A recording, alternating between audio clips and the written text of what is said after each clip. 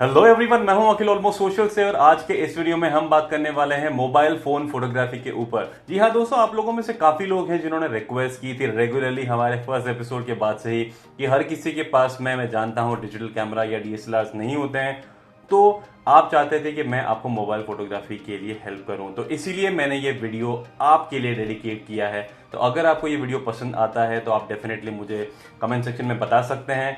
इस वीडियो के लिए कोई लाइक का टारगेट नहीं है, पर अगर आप चाहें तो वीडियो लाइक कर सकते हैं अगर आपको वीडियो पसंद आता है तो। और आज के इस वीडियो में दोस्तों हम डिटेल में बात करेंगे कि वो कौन सी चीजें हैं जो आपको मोबाइल फोटोग्राफी में ध्यान रखनी होती है, और साथ ही में मैं आपको बताने वाला हूं कि मैं एक मोबाइल फोटोग्राफी के छोटे से फोटो वॉक पे गया था early in the morning SP road Bangalore में। तो उसके भी आपको फोटोज रेगुलरली इस वीडियो में देखते रहेंगे, तो आप ध्यान रखिए कि आप इस वीडियो को एंड तक देखें ताकि आपको हर एक चीज़ के बारे में डिटेल में पता हो, और साथ ही में जो मैंने फोटोग्राफ्स लिए हैं मैं उनके बारे में भी आपको बताने वाला हूं। तो ज़्यादा वक्त बर्बाद नहीं करते हुए चलिए स्टार्ट करते हैं।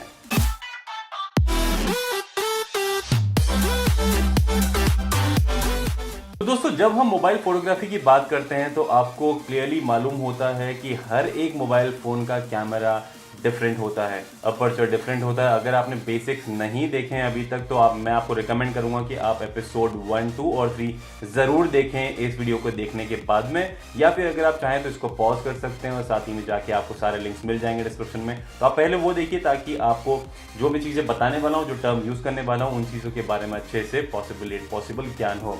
तो अब हम दोस्तों आपको ये बताना चाहेंगे कि जब भी आप मोबाइल फ़ोन के कैमरा की बात करते हैं तो यूजुअली जो आपके पास में जो ऐप होता है जिसके थ्रू आप फोटोज़ लेते हैं, जो इनबिल्ट होता है फ़ोन में, तो वो आपको ये चीज़ अलाउ नहीं करता है कि आप उसको मैन्युअली कंट्रोल कर पाएँ कंप्लीटली। जी हाँ, आप एक्सपोजर को चेंज कर सकते हैं, आप फोकस को चेंज कर सकते हैं आप टैप करने के बाद में, पर आप आईएसओ, शटर स्पीड और अपर्चर को चेंज नहीं कर सकते हैं। अब यहाँ पे मैं आपको ये भी बताना चाहूँगा कि काफ़ी ज़्यादा फ़ोन ऐसे भी होते हैं जो बजट या फिर बेसिक फ़ोन्स होते हैं।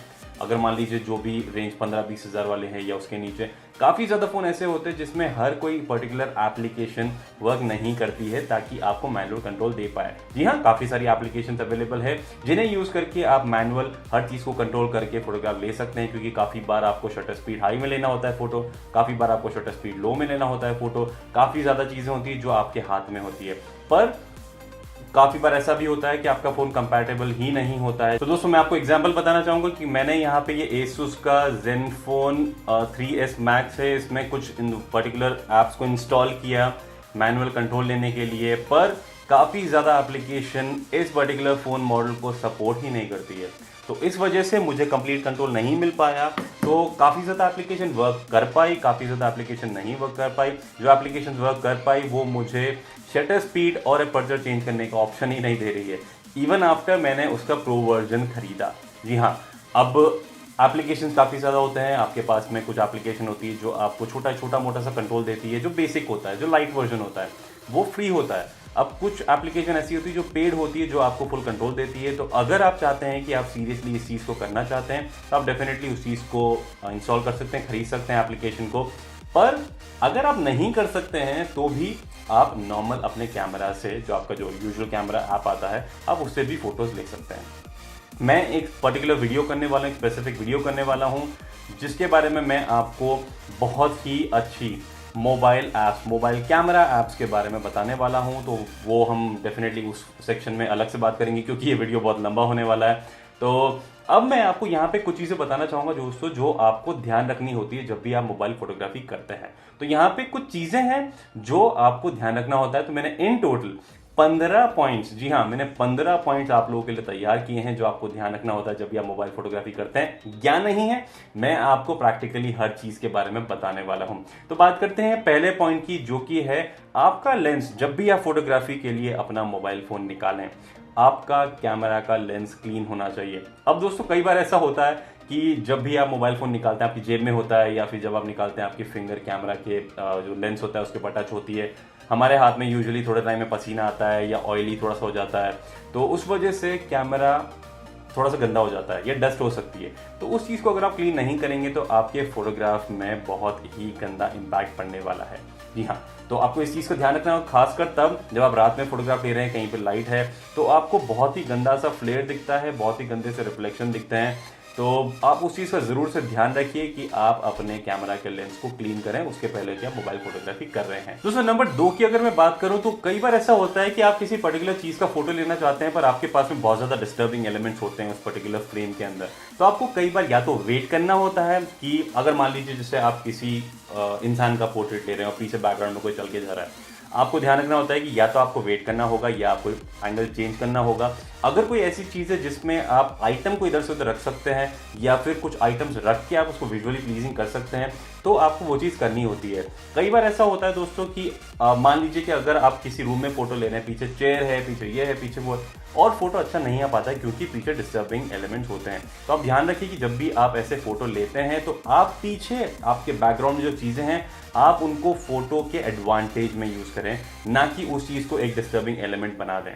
तो आप इस चीज का ध्यान रखिए कि ये सब चीजें आप जरूर से ध्यान रखते हैं। तो सर नंबर 3 पॉइंट की बात करें तो आप हमेशा ध्यान रखिए कि आप इनबिल्ट फ्लैश को यूज ना करें या फिर आप कोशिश करिए कि आप उसको जितना कम यूज करें उतना अच्छा है। अगर आप मान लीजिए आपके पास में 2 फोन है, अगर आप किसी फ्रेंड के साथ में, फैमिली मेंबर के साथ में बाहर हैं, अगर आप बहुत ही ज्यादा कम लो लाइट में अगर फोटो लेना चाहते हैं तो आप अपने कैमरा फ्लैश को इग्नोर कर सकते हैं। कैसे?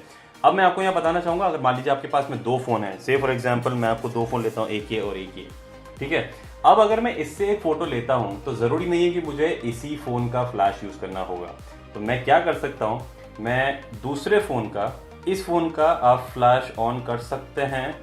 इस फोन का फ्लैश ऑन करके आप इस फोन से फोटो खींच सकते हैं। अब मान लीजिए अगर आप ऐसे फोटो खींचते हैं तो ये उस पर्टिकुलर चीज से बहुत ही ज्यादा बेटर होगा। तो आप इस चीज का दोस्तों ध्यान रखिए कि आप जो लाइट है उसको बहुत ही ज्यादा इफेक्टिवली यूज करें, बहुत ही ज्यादा क्रिएटिवली यूज करें, ना कि फ्लैश, जो कैमरा का जो फ्लैश है इनबिल्ट फ्लैश, आप उसको यूज करके अपने फोटो को स्क्रू करें। दूसरा नंबर 4 पॉइंट की बात करें तो आप कोशिश कीजिए कि आप जो कैमरा में फोटो लेते हैं मोबाइल कैमरा में, वो मैनुअल मोड में ही लें। अब उसके लिए काफी ज्यादा एप्लीकेशन है जैसा कि मैंने आपको बताया, तो उसके ऊपर हम सेपरेट वीडियो करेंगे ताकि मैं आपको बता पाऊंगा कौन सी जो ऐप है वो काफी इफेक्टिव है, काफी ज्यादा ऑप्शंस दूंगा। अगर आपके पास में ऑप्शंस नहीं है तो भी आप कोशिश करिए कि आप एक्सपोजर को तो मैनुअली ऑपरेट कीजिए ही कीजिए, क्योंकि वो पर्टिकुलर ऑप्शन हर किसी में होता है। लॉक फोकस को सीखिए कि आप टैप करके उस चीज़ के स्क्रीन के ऊपर टैप करके आप कैसे फोकस को लॉक कर सकते हैं ताकि आप चीज़ों को ज़्यादा नहीं बिगाड़ें और आपके पास में काफ़ी अच्छा फोटो आ पाए। दोस्तों 5वें पॉइंट की बात करें तो ये चीज़ आपको मालूम होनी चाहिए, जैसा मैंने एपिसोड 1 में बताया था कि photography is all about light. जी हाँ,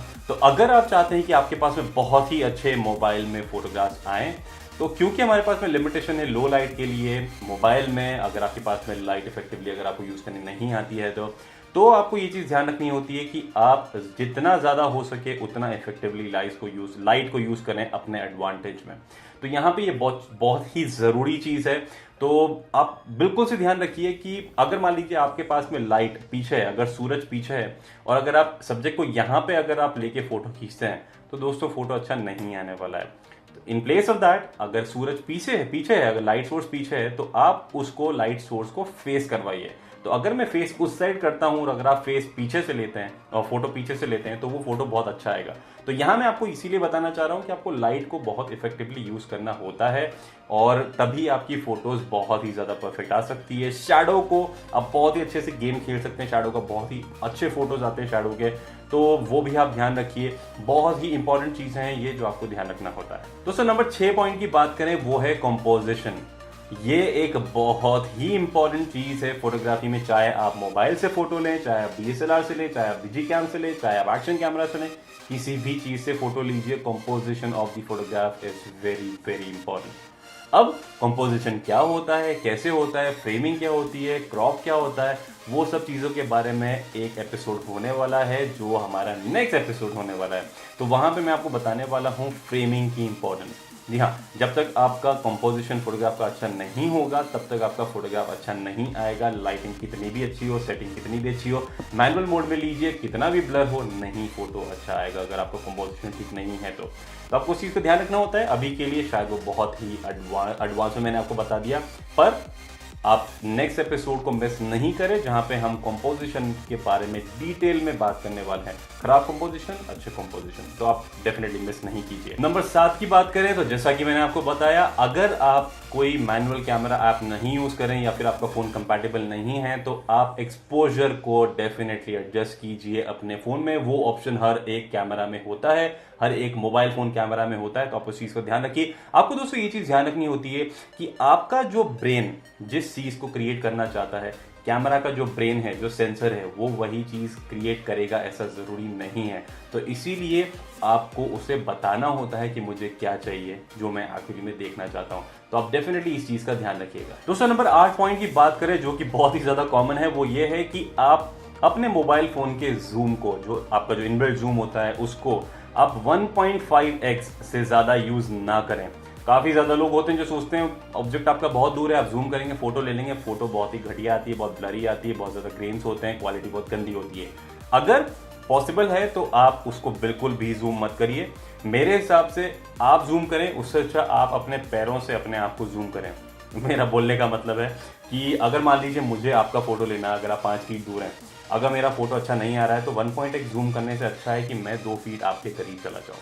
तो आप अपने आप को सब्जेक्ट के पास लेके जाइए, ना कि सब्जेक्ट को जूम करके अपने पास लेके आइए। तो प्लीज इस चीज का ध्यान रखिए। दोस्तों नंबर 9 पॉइंट की बात करें तो वो होगा कि आपको अपना जो कैमरा है, मोबाइल फोन कैमरा है, उसको स्थिर रखना होता है। अगर आप फोटो लेते टाइम पे आपका हाथ शेक होता है तो दोस्तों उसके फोटो डेफिनेटली आपका ब्लरी आता है, अच्छे फोटोज नहीं आते हैं। ये बहुत ही ज़्यादा कॉमन चीज़ है, क्योंकि आपका हाथ स्टिल नहीं होता है उस पर्टिकुलर टाइम तक।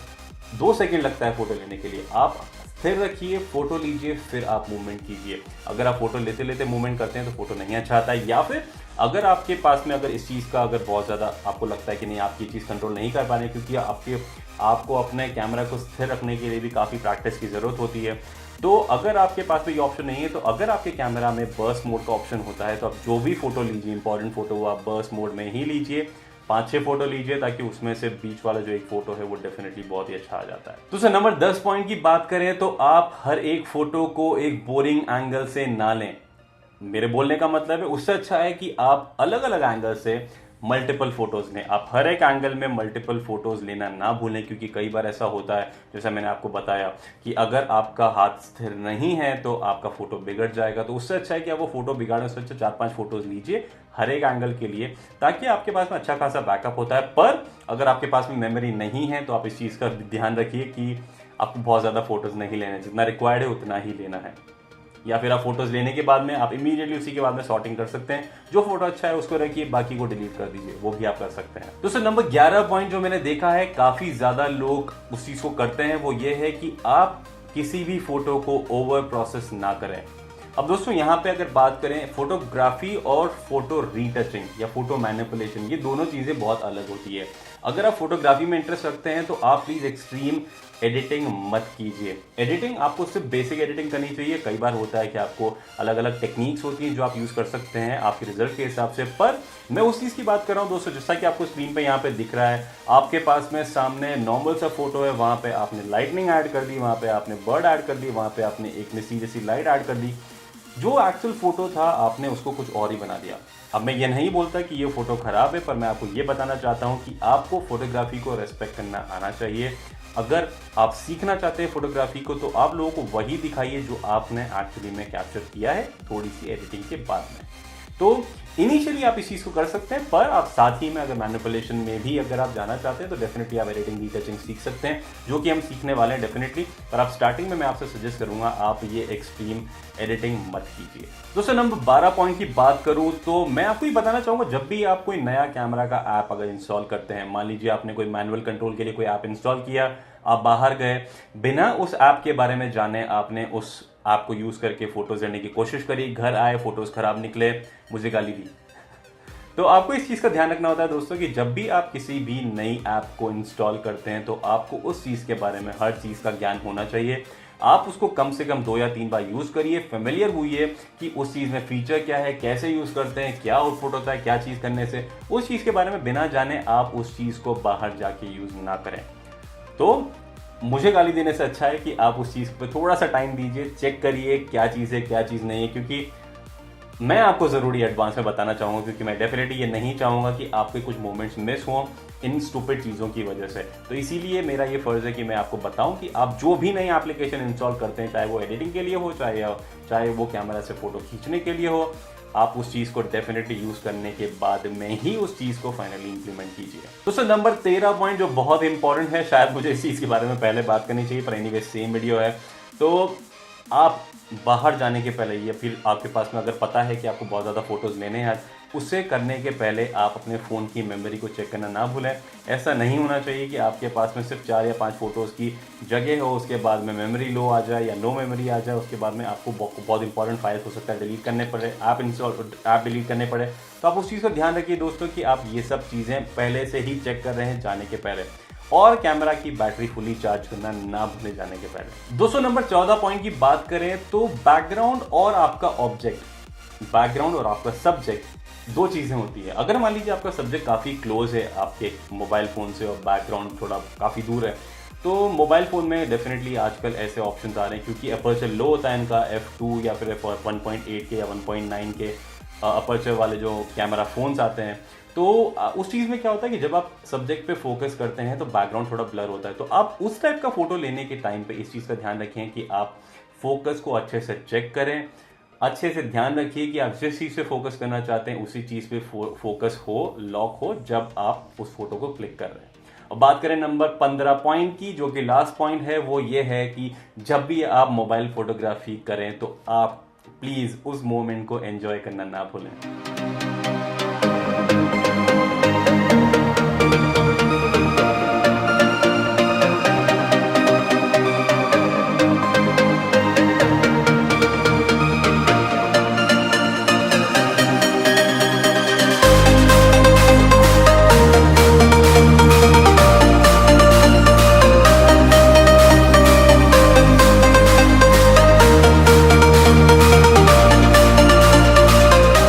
तो दोस्तों इस वीडियो में सिर्फ इतना ही। मैं आशा करता हूं कि आपको इस वीडियो से शायद कुछ हेल्पफुल चीज़ें सीखने को मिली हो। अगर मिली है तो डेफिनेटली आप मुझे इस वीडियो को लाइक करके और बता सकते हैं, और कमेंट सेक्शन में आप अपने व्यू शेयर कर सकते हैं। आप मुझे बताइए कि आगे आने वाले एपिसोड हम किस किस चीज़ के ऊपर कर सकते हैं।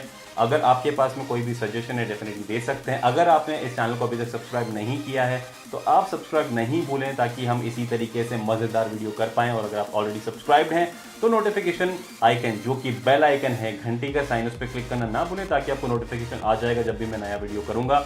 हम इसी तरीके से मज़ेदार वीडियो करते रहेंगे। हम इसी सीरीज़ का नेक्स्ट वीडियो करेंगे नेक्स्ट वेडनेसडे को, और बीच में बाकी वीडियोस आते रहेंगे। तो इस वीडियो में सिर्फ इतना ही। हम आपको मिलेंगे अगले वीडियो में, तब तक के लिए अपना ध्यान रखिएगा।